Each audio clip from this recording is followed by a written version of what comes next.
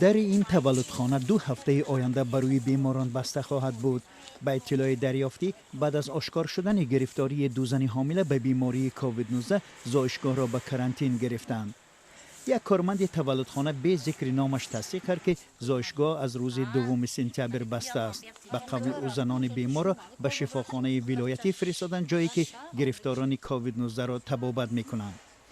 مقامات رسما این خبر را تصدیق یا تکذیب نکردند، ولی روز 3 سپتامبر در درآمدگاه تولدخانه ولایتی کرانتین نوشته شده بود و مراجعت کننده ها را به داخل راه نمیدادند. مسئولان اداره بهداشتی به پاکاری تولدخانه آغاز کرده گفتند احتمال کرانتین تولدخانه ولایتی 2 هفته دوام کند.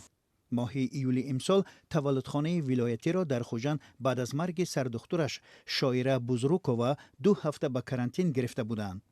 اداره بهداشتی شهر خوجند هفته گذشته با نشر اظهاراتی گفت روزهای اخیر حالتهای نوی مبتلا شوی به خصوص به نشانه های خاصی آشکار شوی بیماری طبیبان را به تشویش آورده است.